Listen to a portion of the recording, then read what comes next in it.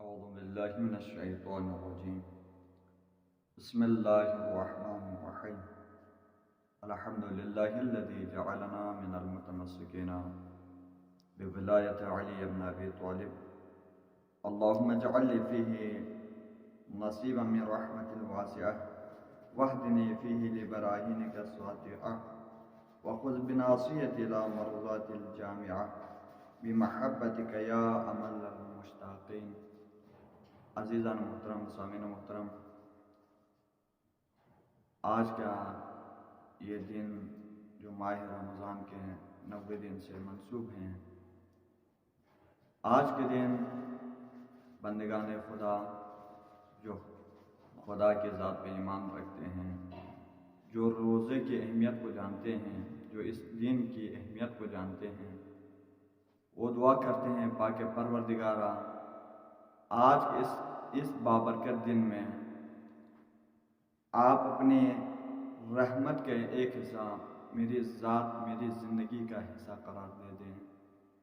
پاک پروردگارہ مجھے آپ اپنی دلیلوں کے ذریعے سے، قانع کے ذریعے سے، دلیل کے ذریعے سے مجھے ہدایت کی راہ کی طرف میری ہدایت فرما دیں۔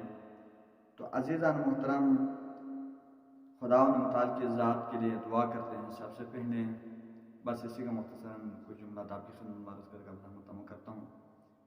سب سے پہلے دعا کرتے ہیں پاک پروردگارہ آج کے اس بابرکت دن میں آپ اپنی رحمت کے کچھ حصے میرا بھی حصہ قرار دے دیں۔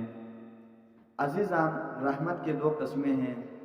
ایک رحمتیں کل ہیں جو تمام انسانوں کے ساتھ مختص ہیں، جس طرح آپ کافر، مشرک، فلاں فسان تمام کے لیے کیا ہے، خدا متعال کی ذات اس کو اپنے اس مقررہ ٹائم پہ رزق دیتا ہے، اس کے لیے خیر و برکت دیتا ہے، مطلب ہر جو کوشش کر لیتا ہے دنیا میں اسے دے دیتا ہے۔ ایک قسم کی رحمت اسے کہا جاتا ہے جو خدا کے خاص بندوں کے ساتھ مختص ہیں۔ وہ کون سے ہیں؟ وہ اس ماہ رمضان میں روزہ رکھنے والے، اس ماہ رمضان میں غریب غربا کی دیکھ بھال کرنے والے، یتیموں کی پرورش کرنے والوں کو یہ خدا متعال کی ذات ادا کر دیتا ہے۔ جس طرح دیکھیں باقی ایام میں، باقی مہینوں میں آپ ایک نیکی کر دیتے ہو تو اس کا ایک ہی اجر مل جاتا ہے، لیکن اس ماہ مبارک رمضان میں جو خدا کے بندے ایک نیکی کر دیتے ہیں تو اسے 10 گنا زیادہ ثواب مل جاتا ہے۔ اس ماہ میں سونا عبادت، کھانا عبادت، پینا عبادت، مطلب آپ کی سونا باقی کسی ایام کے اندر، کسی ماہ کے اندر، کسی ماہ مبارک رمضان کے علاوہ کسی اور مہینے میں سونا آپ کے لیے تسبیح کا ثواب نہیں رکھتا ہے۔ لیکن اس مہینے کی فضیلت یہ ہے کہ جو انسان اس ماہ میں سو جاتا ہے، کھاتا ہے، پیتا ہے، ذکر کرتا ہے تو 1/10 اس کے لیے ثواب، اجر و ثواب مل جاتا ہے۔ تو اسی طرح امام زین العابدین علیہ السلام فرماتا ہے مجھے تعجب ہوتا ہے اس شخص پر، کس شخص پر؟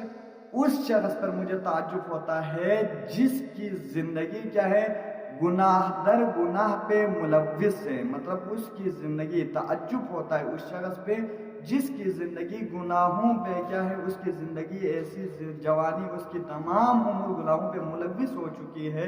امام فرماتا ہے مجھے تعجب ہوتا ہے اس شخص پہ جو گناہوں کے باوجود وہ کیا ہے، رحمت کی طرف نکل آتا ہے، اس کی ذات کیا ہے، رحمت خداوندی کی طرف قدم بڑھا دیتا ہے۔ مطلب آپ کسی غیر کافر کو لے لے، کسی مشرک کو لے لے، کیا ہے وہ جب اسلام کے بارے میں، قرآن کے بارے میں کوئی مطالعہ کرتا ہے، وہ بحث و مباحثہ کر لیتا ہے اپنی زندگی میں، تو وہ پہلے کیا تھا، زندگی اس کی زندگی گناہوں پہ تھا، گناہ در گناہ وہ دنیا میں جو بھی کام انجام دے دیتا تھا وہ اسی پہ خوش تھا۔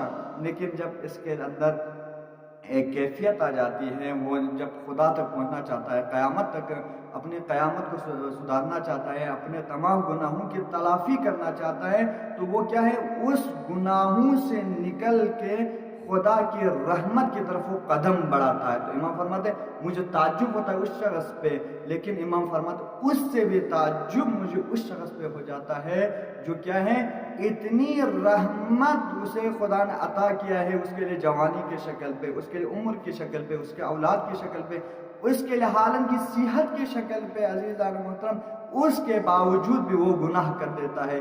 یعنی مثال خدا متعال کی ذات نے آپ کو صحت دے دی ہے لیکن اس کے باوجود آپ روزہ نہیں رکھ رہے ہو تو خدا فرماتے امام فرماتے مجھے تعجب ہوتا ہے کیونکہ خدا نے اس کو صحت سلامتی عطا کیے ہیں لیکن اس کے باوجود وہ گناہ کر دیتا ہے. تو عزیزان محترم آخر میں ایک سوال یہ بنتا ہے کہ عزیزان پاک پروردگار ہم آپ کی بارگاہ تک ہم اپنی نفس کو کیسے شکست دے کے آپ کی بارگاہ تک آ جائے پاک منزہ بن کے.